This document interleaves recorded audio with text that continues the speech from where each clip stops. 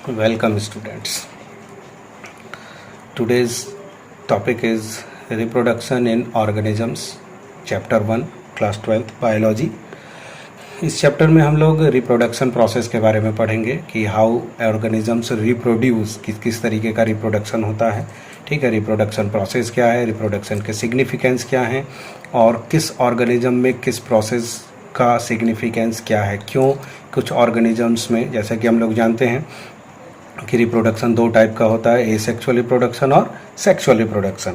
तो क्यों कुछ ऑर्गेनिजम्स में सेक्सुअल रिप्रोडक्शन ही होता है और क्यों कुछ ऑर्गेनिजम्स में एसेक्सुअल रिप्रोडक्शन ही होता है, उनका दोनों का फ़ायदा क्या है, वो हम लोग इस चैप्टर में जानेंगे। तो let's start with the definition. Reproduction is an important biological process by which an organism give rise to another organism similar to itself. इसको हम लोग सिंपल शब्दों में ये भी कह सकते हैं, the process of producing organisms या individuals of their own kind. The process of producing individuals of their own kind by the living organisms is called reproduction. मतलब अपने जैसा ही दूसरा बनाना, यही रिप्रोडक्शन प्रोसेस होता है। रिप्रोडक्शन का इम्पोर्टेंस है, ये स्पीसीज़ की कंटिन्यूटी में हेल्प करता है। मतलब अगर कोई स्पीसीज़ में रिप्रोडक्शन नहीं हो रहा तो वो स्पीसीज़ आगे सरवाइव नहीं कर पाएगी। चार्ल्स डार्विन ने अपनी theory survival of the fittest में जिस फिटनेस की बात की थी, उन्होंने भी फिटनेस का मतलब रिप्रोडक्शन ही कहा था, बताया था कि जो ऑर्गेनिज्म अपने चेंजिंग एनवायरनमेंट में रिप्रोड्यूस कर सकता है वही उस एनवायरनमेंट में फिट है। तो स्पीसीज़ की कंटिन्यूटी में रिप्रोडक्शन हेल्प करता है। It results in the formation of genetic variation. बिल्कुल बात सही है, अगर रिप्रोडक्शन नहीं होगा तो जेनेटिक वेरिएशन नहीं होता और नहीं होगा। जब लाइफ अर्थ पर आई थी उस समय यूनिसेलुलर प्रोकैरियोट या ये हम कहें नॉन सेलुलर लाइफ थी। जब अर्थ पर लाइफ आई थी उस समय नॉन सेलुलर लाइफ थी। अगर उस लाइफ का रिप्रोडक्शन नहीं हुआ होता तो उसमें जेनेटिक वेरिएशन नहीं आता, और जेनेटिक वेरिएशन नहीं आता तो आज हम लोग नहीं होते। ठीक है, और जेनेटिक वेरिएशन जब रिप्रोडक्शन के थ्रू ही इनहेरिटेंट होता है। हम लोग जानते हैं कि हेरिडिटी, जो क्लास 10th में भी हम लोग पढ़े हैं थोड़ा बहुत, हेरिडिटी जो है कैरेक्टर से एक जनरेशन से दूसरे जनरेशन में रिप्रोडक्शन प्रोसेस के थ्रू ही जाते हैं। चलिए, types of reproduction, asexual reproduction involving only one parent. यहाँ पे एक एग्जांपल दिया हुआ है, फिगर आप लोग देख पा रहे होंगे। अमीबा यूनिसेलुलर ऑर्गेनिज्म है, इसके न्यूक्लियस दो पार्ट में डिवाइड हुए, फिर ये साइटोप्लाज्म डिवाइड हुआ और ये दो सेल्स बन गई। तो एक पेरेंट से दो डॉटर सेल्स यानी दो इंडिविजुअल्स बने, सिंगल पेरेंट इन्वॉल्व, इसलिए ये एसेक्सुअल रिप्रोडक्शन। सेक्सुअल रिप्रोडक्शन जब दो पेरेंट्स इन्वॉल्व हों और उन दोनों का गैमेट फ्यूज हो, fusion of male and female gametes, उसको हम लोग सेक्सुअल रिप्रोडक्शन कहेंगे। यहाँ पे एक प्रोसेस दिया हुआ है, ये फीमेल है और ये मेल है। फीमेल के गैमेट ओवम और मेल का गैमेट स्पर्म, ये दोनों फ्यूज होते हैं फर्टिलाइजेशन प्रोसेस के थ्रू और जाइगोट बनता है। जाइगोट से एम्ब्रियो और यही एम्ब्रियो आगे चल के फिर से एडल्ट ह्यूमन बीइंग की तरह बनता है, कन्वर्ट होता है। That means it involves the involvement of two parents, male and female, और उनके गैमेट्स का fusion, that is called sexual reproduction. Asexual reproduction को अगर हम लोग देखें, एसेक्सुअल रिप्रोडक्शन में एक सिंगल पेरेंट इन्वॉल्व होता है। ठीक है, और उसी सिंगल पेरेंट से अगला दो या दो से अधिक ऑफ स्प्रिंग्स बनते हैं। चलिए, एसेक्सुअल रिप्रोडक्शन को हम लोगों ने अपने टॉपिक में थोड़ा सा डिफरेंट कर लिया है। पहले हम देखते हैं कि asexual reproduction in animals, animals में किस किस तरीके के एसेक्सुअल रिप्रोडक्शन पाए जाते हैं। पहला है फीजन। एनिमल में पहला रिप्रोडक्शन है फीजन। फीजन मतलब ब्रेक डाउन। न्यूक्लियर फीजन आप लोगों को याद आ रहा होगा, न्यूक्लियर फीजन में भी एक बड़ा न्यूक्लियाई दो छोटे छोटे न्यूक्लियाई में टूटता है। सिमिलर वही मेथड है। इस मेथड में एक ऑर्गेनिज्म जो है वो दो या दो से अधिक इंडिविजुअल्स में, डॉटर सेल्स में टूट जाता है, ब्रेक डाउन हो जाता है। ये हमें प्रोटिस्टा और मोनेरा किंगडम में देखने को मिलता है सबसे ज़्यादा। फीजन, एसेक्सुअल रिप्रोडक्शन फीजन जो है ये प्रोटिस्टा और मोनेरा किंगडम में ही ज़्यादा मिलता है देखने को। ठीक है, कई तरीके का हो गया। सिंपल बाइनरी फीजन हो गया जिसमें कहीं से भी सेल डिवाइड हो जाती है, जो कि अमीबा में मिलेगा। ट्रांसवर्स बाइनरी फीजन है जिसमें हॉरिजॉन्टल एक्सिस से सेल डिवाइड होगी, ये पैरामीशियम और प्लेनेरिया में मिलता है। उसके बाद लॉन्गिट्यूडनल बाइनरी फिजन है जिसमें वर्टिकल एक्सिस से सेल डिवाइड होती है, ये हमें यूग्लिना में देखने को मिलता है। उसके बाद मल्टीपल फिजन है। मल्टीपल फिजन में होता क्या है कि एक सेल के चारों तरफ साइटोप्लाज्म जो होता है वो साइटोप्लाज्म डिवाइड नहीं करता, उसके अंदर का न्यूक्लियस मल्टीपल टाइम्स डिवाइड हो जाता है। और जब न्यूक्लियस मल्टीपल टाइम्स डिवाइड हो जाता है, फिर जब फेवरेबल कंडीशन आती है तो वो हर न्यूक्लियस की एक छोटी छोटी सेल बन के एक साथ ढेर सारी सेल्स उसमें से निकलती हैं, इसीलिए उसको मल्टीपल फिजन कहा गया है। अगर हम लोग देखें, हमारे पास एक पिक्चर है इसकी, सारे लिविंग ऑर्गेनिजम्स में जितने भी एसेक्सुअल रिप्रोडक्शन होते हैं उसकी एक पिक्चर है हमारे पास। देखिए, अमीबा में दिखाया गया है ये बाइनरी फिजन जब 1 से 2 सेल बना, और ये मल्टीपल फिजन जब 1 से ढेर सारी सेल्स बनी। बाइनरी फिजन होता है फेवरेबल कंडीशंस में और मल्टीपल फिजन होता है अनफेवरेबल कंडीशंस में। बाइनरी फिजन में हम देख रहे हैं कि सेल जो पेरेंट सेल है उसका साइटोप्लाज्म दोनों सेल्स में बराबर बट गया या पूरा बट गया, कुछ रेजिड्यू नहीं बचा। लेकिन मल्टीपल फिजन में हम देख रहे हैं कि ये जो पेरेंट सेल है, इस पेरेंट सेल का कुछ साइटोप्लाज्म का पोर्शन यहाँ पर बच जाता है, वो डॉटर सेल्स में ट्रांसफ़र नहीं हो पाता। ठीक है, टाइप्स ऑफ बाइनरी फिजन है। देखिए, ये सिंपल बाइनरी फिजन, ये लॉन्गिट्यूडनल बाइनरी फिजन, ये मल्टीपल बाइनरी फिजन। ठीक है, इसके बाद एनिमल में नेक्स्ट टाइप, फिजन के बाद नेक्स्ट टाइप है एनिमल्स में, ये है स्पोरुलेशन। इसमें होता क्या है कि अमीबा वगैरह में पाया जाता है सिस्ट फॉर्मेशन होती है, उनके चारों तरफ एक प्रोटेक्टिव हार्ड 3 लेयर कवरिंग बनती है जिसको कि हम लोग सिस्ट कहते हैं। इस प्रोसेस को इंसिस्टेशन बोलते हैं। इस सिस्ट के अंदर वो सेल अपनी ग्रो करती है, उसके सारी क्या कहते हैं कि प्रोसेस होता है। जब डिवीज़न होगा तो वो मल्टीपल फिजन डिवाइस के थ्रू डिवाइड होगा, मल्टीपल फिजन होगा, ढेर सारे छोटे छोटे सेल्स बन जाएंगी। वो सेल्स इतनी छोटी हैं कि उन सेल्स को हम लोग स्पोर्स कहते हैं। स्यूडोपोडियो स्पोर्स नाम दिया गया, स्यूडोपोडियो स्पोर्स। वो इतनी छोटी सेल्स होती हैं कि स्पोर्स की तरीके से होती हैं। जब ये फेवरेबल कंडीशन आती है तो ये स्पोर्स रप्चर करते हैं और नया इंडिविजुअल ऑर्गेनिज्म बनता है। ठीक है, ये सिस्ट रप्चर हो जाती है, ये स्पोर्स जहाँ जाती हैं वहाँ पर एक नया इंडिविजुअल ऑर्गेनिज्म बनता है। फिर एनिमल्स में बडिंग भी प्रोसेस होता है। बडिंग का प्रोसेस हम लोग यहाँ हाइड्रा में देख सकते हैं। ये देखिए, यहाँ डायग्राम में दिखाया हुआ है हाइड्रा में। और ईस्ट में एक बॉडी की आउटग्रोथ छोटी सी निकलती है, उसको बड कहते हैं। वो बड धीरे धीरे इंडिविजुअल की तरह हो जाती है और फिर वो बॉडी से डिटैच होकर एक नया ऑर्गेनिज्म बना देती है। ईस्ट में भी बडिंग इसी तरीके से दिखाया गया है। ठीक है, एनिमल्स में फ्रेगमेंटेशन भी होता है। एनिमल्स में फ्रेगमेंटेशन भी होता है। एनिमल्स में फ्रेगमेंटेशन का मीन्स एक छोटे फ्रेगमेंट से, बॉडी के एक छोटे पार्ट से पूरा ऑर्गेनिज्म बन जाना। लेकिन उस फ्रेगमेंटेशन को हम लोग यहाँ पर रीजनरेशन कहते हैं। उस फ्रेगमेंटेशन को हम लोग क्या बोलते हैं एनिमल्स के केस में?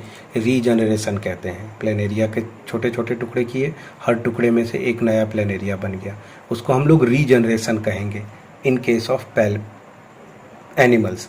अगर कुछ एनिमल्स में ऐसा भी होता है कि पूरे बॉडी का रीजनरेशन नहीं होता, बॉडी के किसी एक पार्ट का रीजनरेशन होता है, तो वो भी रीजनरेशन प्रोसेस ही है। ठीक है फिर एसेक्सुअल रिप्रोडक्शन इन प्लांट्स में भी फिजन होता है। बैक्टीरिया, फंजाई, एल्गी कुछ होते हैं, unicellular algae, unicellular fungi, bacteria जो हैं उनमें भी फिजन होता है। वही मल्टीपल फिजन और बाइनरी फिजन दोनों। बडिंग होता है, ईस्ट में हमने देखा है बडिंग। ठीक है, east is a plant, fungus में है लेकिन उसको प्लांट के कैटेगरी में भी रखा जाता है। और भी दूसरे फंजाई होते हैं जिनमें बड फॉर्मेशन होता है। फ्रेगमेंटेशन का एक बेस्ट एग्जांपल हम लोग स्पायरोगैरा में देखते हैं। फ्रेगमेंटेशन का बेस्ट एग्जांपल हम लोग स्पायरोगैरा में देखते हैं। स्पायरोगैरा के बॉडी पार्ट्स को कट कर दिया जाता है तो उसमें छोटे छोटे अलग अलग पार्ट्स बन जाते हैं। ठीक है, स्पोर फॉर्मेशन होता है, तो ये अलग अलग ऑर्गेनिजम्स में अलग अलग तरीके के स्पोर्स बनते हैं। वही छोटे छोटे सेल्स होती हैं, जो छोटी छोटी सेल्स उसमें से निकलेंगी और जहाँ उनको फेवरेबल कंडीशन मिलेगी वहाँ उस फेवरेबल कंडीशन में वो ग्रो करेंगे।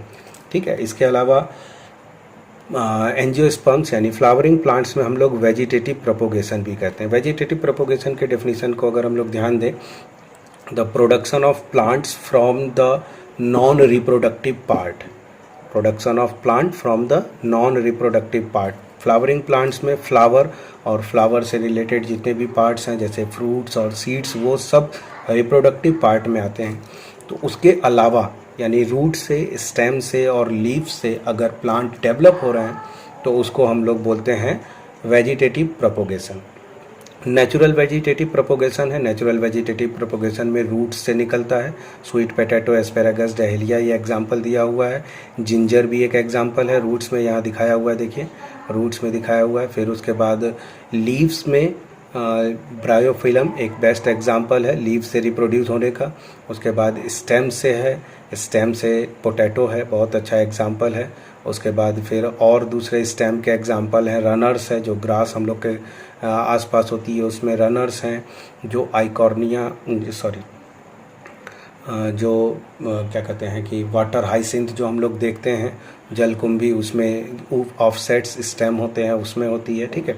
उसके बाद आर्टिफिशियल मेथड्स है, artificial methods of vegetative propagation जो है, artificial methods of vegetative propagation में जिसमें हम लोग अपने मर्जी से करते हैं, जैसे इसमें आ गया कटिंग आ गया, एक स्टेम किसी प्लांट के एक स्टेम के पार्ट को काट कर ग्राउंड में लगा देते हैं, वहाँ पर नया प्लांट बन जाता है, ठीक है। एग्जाम्पल लेमन, टर्मरिंड, रोज़, शुगर केन, क्रोटन, ये सारे एग्जाम्पल दिए हुए हैं। लेयरिंग है, प्लांट के स्लेंडर पतले स्टेम को या तो जोड़कर झुकाकर ज़मीन में गाड़ देते हैं और वहाँ नई रूट बन जाती हैं, और फिर उस रूट को निकाल कर उसको बाहर निकाल कर काट कर उस प्लांट को, रूट वाले प्लांट को अलग लगा दिया जाता है, एडवेंटिशियस रूट डेवलप होती हैं। ये लेयरिंग हो गया। ग्राफ्टिंग है, एक प्लांट के पार्ट को काट कर दूसरे प्लांट में लगा देते हैं, इसको हम लोग ग्राफ्टिंग कहते हैं, ठीक है। ग्राफ्टिंग के कुछ मेथड्स यहाँ पर दिए हुए हैं, देख सकते हैं आप लोग, डायग्राम है हमारे पास।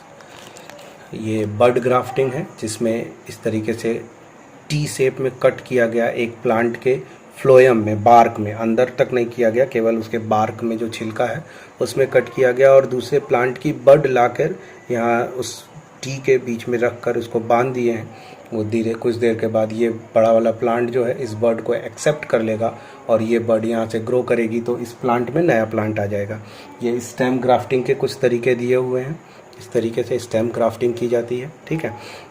वेजिटेटिव प्रोपोगेशन के सिग्निफिकेंस की अगर हम लोग बात करें तो वेजिटेटिव प्रोपोगेशन का एक बेस्ट सिग्निफिकेंस तो ये है कि जो प्लांट है उस प्लांट की ओरिजिनल वैरायटी, ओरिजिनल क्वालिटी को हम लोग मेंटेन कर सकते हैं, ठीक है। उसके बाद डिजीज़ फ्री प्लांट को हम लोग बना सकते हैं। जो भी किसी प्लांट में अगर फंगल या वायरल डिजीज़ लग गई है तो उसके सीड्स में भी वो वायरल्स और फंगस अक्सर पहुंच जाते हैं, या सीड फॉर्मेशन ही नहीं हो पाता है उस डिजीज़ के कारण, तो वेजिटेटिव प्रोपोगेशन से हम लोग बड़े आराम से कर सकते हैं। बहुत से फ्लावरिंग प्लांट्स ऐसे हैं जिनमें फ्लावर तो होता है लेकिन फर्टिलाइजेशन नहीं होने के कारण, वो हम लोग अगले चैप्टर में पढ़ेंगे, सेल्फ इनकम्पैटिबिलिटी कहते हैं उसको। तो फर्टिलाइजेशन ना होने के कारण सीड नहीं बन पाती, इसलिए उन प्लांट्स में भी वेजिटेटिव प्रोपोगेशन बहुत इंपॉर्टेंट होता है। डिजीज़ फ्री प्लांट हम लोग कर सकते हैं, और दो अलग अलग कैरेक्टर्स के प्लांट को हम लोग एक ही इंडिविजुअल में ला सकते हैं वेजिटेटिव प्रोपोगेशन के जरिए, ठीक है। एसेक्सुअल रिप्रोडक्शन का सिग्निफिकेंस भी यही है। एसेक्सुअल रिप्रोडक्शन से हम लोग इंडिविजुअल के क्वालिटी को, इंडिविजुअल की वैरायटी को मेंटेन कर सकते हैं, और सबसे इम्पोर्टेंट बात ये कि एसेक्सुअल रिप्रोडक्शन इतना फास्ट होता है। अब जैसे यूनिसेलुलर, हमने शुरू में ही पढ़ा कि एसेक्सुअल रिप्रोडक्शन ज़्यादातर यूनिसेलुलर ऑर्गेनिजम्स में होता है, तो यूनिसेलुलर ऑर्गेनिजम्स में एसेक्सुअल रिप्रोडक्शन ज़्यादा होने के कारण यही है कि उनका नंबर तेज़ी से इंक्रीज़ कर जाता है। अगर एक यूनिसेलुलर ऑर्गेनिज्म है, उसको सरवाइव करना है, तो जाहिर सी बात है कि उसका नंबर जितना ज़्यादा होगा वो उतनी ही अच्छे से सरवाइव कर पाएगा। तो asexual reproduction fast mode of reproduction है, बहुत तेज़ी से रिप्रोड्यूस होता है। एक एग्जांपल अगर हम लोग देखें तो जो कर्ड में जो बैक्टीरिया होती है लैक्टोबैसिलस, उसका एक बैक्टीरिया का रिप्रोडक्शन टाइम जो है 19 मिनट का होता है। तो हर 19 मिनट के बाद वो बैक्टीरिया अपने नंबर को डबल कर लेती है।